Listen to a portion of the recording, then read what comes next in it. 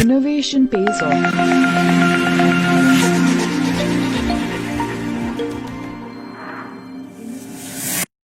Innovation pays off. Dear friends, a very good morning to you all. Innovation At the pays outset, off. I express my utmost gratitude to Quiz Robotic Solutions for a very good morning platform to share my Innovation views pays off. on my areas of specialization to an educated and well-informed audience for a very good morning limitations. I am a technopreneur catering to the service requirements of power plant and industry. Something about myself. After doing my degree in electrical engineering from the Maulana Azad College of Technology, Bhopal, in the year 1977 in electrical engineering branch, I served Bharat Heavy Electricals Limited, New Delhi, in their services after sales division and worked there for 18 years. This division of BHEL looks after the service requirements of equipment supplied by BHEL to various Indian clients, namely electricity boards, etc., etc. After serving BHEL for 18 years, I joined a private industry, DLF Industries Limited, which was coming up fast in the power sector. We all depend upon electrical power to a huge extent in our day-to-day lives, but very few of us know the complexities involved from generation of power to its distribution to the end user. Today, I will briefly try to explain the country's power system to you. Power is usually generated at a voltage of about 11,000 to 15,000 volts, depending upon the generator design. This is then stepped up to a higher level, say 132 kV, 220 kV or 400 kV, depending upon the transmission line network available for evacuating the power. At the receiving end substation, the voltage level is reduced to 33 kV or 11 kV, and the power is then distributed to the customers through the distribution franchisees network.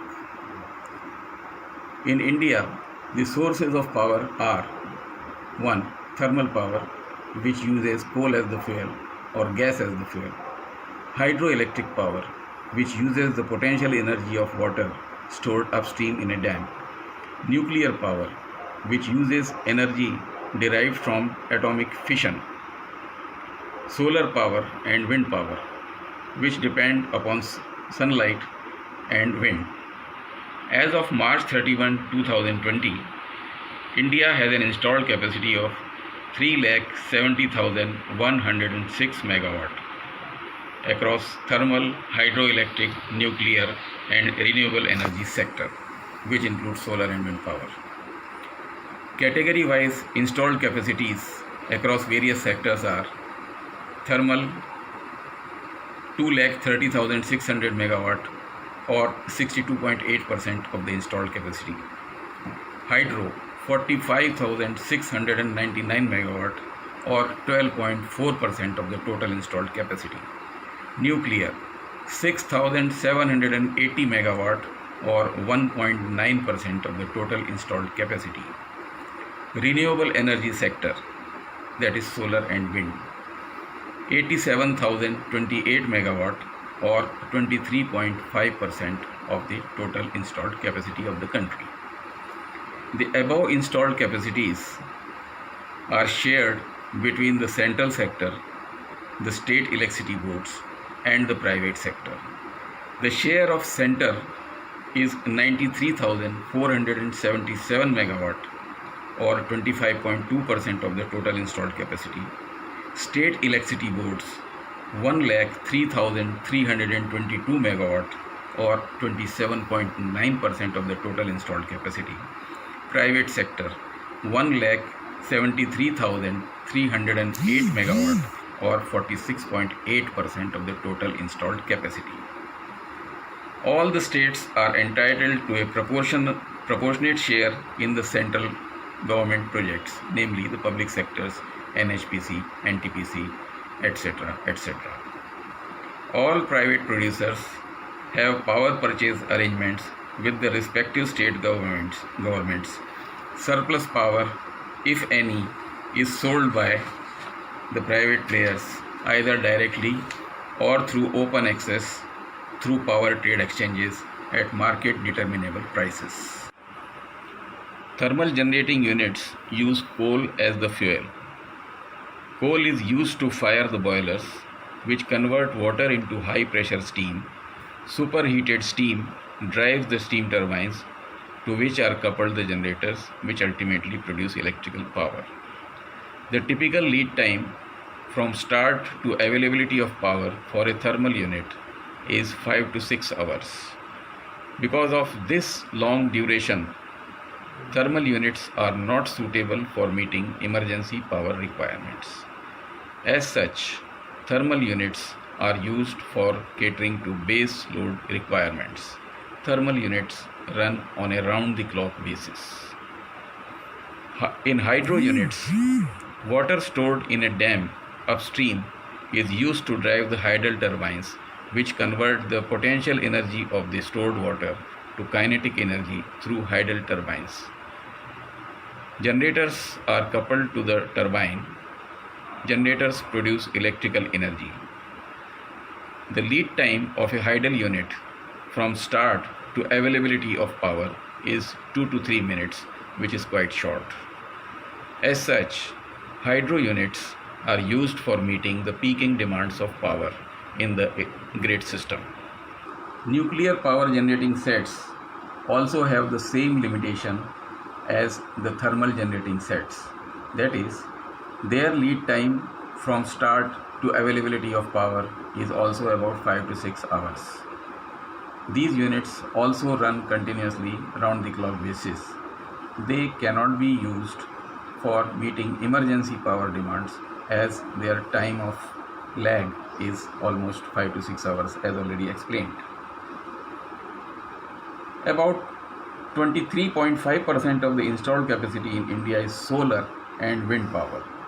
Wind power accounts for about 37,669 megawatt and solar power 49,359 megawatt of the total installed capacity. Both the above sources have serious limitations, as solar power is available only during daylight conditions, whereas wind power, though available round the clock, is heavily dependent on weather conditions and is not continuous or firm. In India, Power System Operation Corporation Limited, POSOCO, is the nodal agency for managing the National Load Dispatch Centers. Functions assigned to NLDC are supervision over the regional load dispatch centers, scheduling, supervising and monitoring the dispatch of electricity over interstate transmission links, coordination with regional load dispatch centers for achieving maximum economy and maximum efficiency in the operation of the national grid, monitoring of operations and grid security of the national power grid, supervision and control over the inter-regional links as may be so required for ensuring stability of the power system under its control, coordination with regional power committees for regional outage schedule in the national perspective to ensure optimal utilization of power resources, coordination with regional load dispatch centers for the energy accounting of inter-regional exchanges of power, coordination for restoration of synchronous operation of national grid and regional load dispatch centers, coordination for transnational exchange of power, providing operational feedback for national grid planning to the Central Electricity Authority, levy and collection of such fee and charges from the generating companies or licensees involved in the power system as may be specified by the Central Commission. Each regional load dispatch center has under its control the state load dispatch centers of the respective states falling under their jurisdiction. With the power availability mix as diverse as stated before, and a power consumption pattern and the country's expense as diverse as that of India, the task of matching the power requirements across the length and breadth of the country becomes highly demanding even in normal times. It's several times more during unforeseen grid disturbances.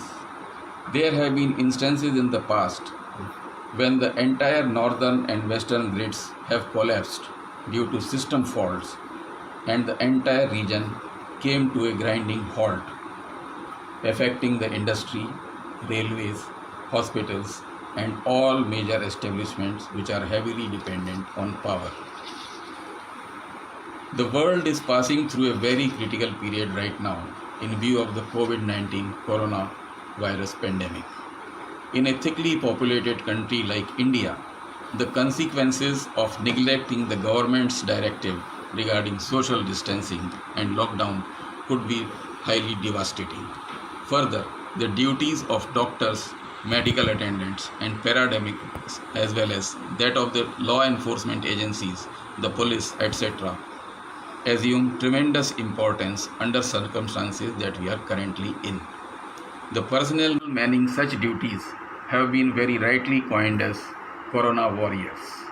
To express gratitude and appreciation to these Corona Warriors, the Honorable Prime Minister of India, Mr. Narendra Modi, made an appeal to all countrymen to switch off their lights in their households from 2100 hours to 21.09 hours on April 5, 2020.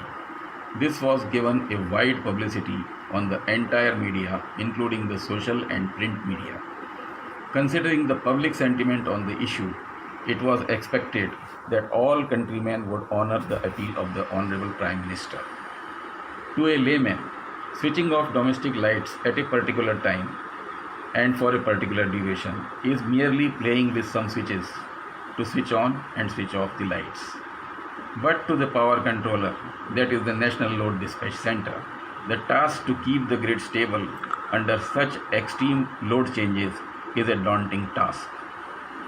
When the entire country is switching off their lighting load at a particular time, there will be a sudden fall in demand which will increase the system frequency. Such a situation is called load throw-off. Switching it on again at a particular time would cause sudden loading of the system, which will cause a drop in the frequency. Such a situation is called jerk loading. Both these abrupt changes in the loading pattern of the grid create a system disturbance and are nightmarish to the power controller. The implication of these can be serious, as the system can collapse under transient conditions and restoration to normalcy could take several hours. The consequences of no power for 5 to 6 hours can be disastrous, and hence the need for extra efforts to avert such a situation. The silver lining in the task ahead on April 5 was that the National Load Dispatch Center had full knowledge of the fact that at 21 hours there will be a huge reduction in load, and at 21.09 hours there would be a sudden increase in load. There was adequate warning to prepare and condition the system to deal with this situation. However, the major task was to estimate the drop in power at 2100 hours. The data available in this regard is not adequate nor accurate or dependable. Certain presumptions were possibly made based on the last census data, that is, number of households in the rural and urban areas, per capita electricity consumption of the country, etc., etc. These could be used as the basis of estimated reduction in load due to switching off the domestic lights at 2100 hours. Each rural household was estimated to have a lighting load of 50 watts, and that in the urban area 100 watts. By this logic, it was estimated that the load at 2100 hours would drop by 13,000 to 14,000 megawatt on 5th April. To thwart any tripping during the 9-minute period, the following additional steps must have been taken by the NLDC. 1. The protection relays were set to a lesser sensitivity to the rate of change of system frequency during the period 2045 hours to 2115 hours. Number 2. The frequency around 2100 hours was capped at 49.5 Hz, that is, at the lower end of the allowable frequency band of 49.5 to 50.5 Hz, so that the entire frequency bracket was available for the frequency to rise from 49.5 to 50.5 Hz at the time of switching off of the lights by the public. Said and done, when the actual time of switching off came on 5th April, the power demand got lowered from 1,15,000 megawatt to 83,000 megawatts, down by approximately 32,000 megawatt instead of the estimated 14,000 megawatt. Yet the system survived, possibly because all the above provisions were made or more efforts were put in by all concerned. 3. The frequency around 21.09 hours was kept at the higher end of the allowable frequency bracket of 49.5 to 50.5 Hz, so that the entire frequency bracket was available for the frequency to fall from 50.5 to 49.5 Hz at the time of switching on of the lights. 4. All running thermal units to be set to operate at 50 to 60 Hz of their full load to create a spinning thermal reserve at the time of switching on. 5. All available hydro units were on a light load to create a spinning reserve at the time of switching on. 6. The protective relays of major generating units were suitably coordinated for the first time to keep them on an islanding mode in the event of a grid collapse to prevent a total blackout, which would have been helpful in early restoration of the grid. 7. As per information available, till now, the grid islanding has been successfully deployed on the Western Regional Load Dispatch Center, wherein Trombay and Dahanu power stations have been enabled to be on islanding mode in case of any power disturbance on Western grid. A big salute to the power sector technocrats in general and the stalwarts at the National Load Dispatch Center, New Delhi in particular, without whose efforts the task of maintaining grid stability under such diverse load conditions could not have been accomplished. Lastly, I am heading Specialist Power Engineering Services Private Limited, Delhi, which is providing services related to maintenance of generators, power transformers and electrical system of power plant. I would welcome queries and inquiries related to the requirements of our esteemed clients from power sector. I assure a professionally competent response and possible solutions therefore at a competitive price.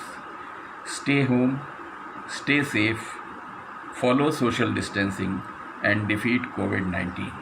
Thank you for your time. Goodbye. Have a great time ahead.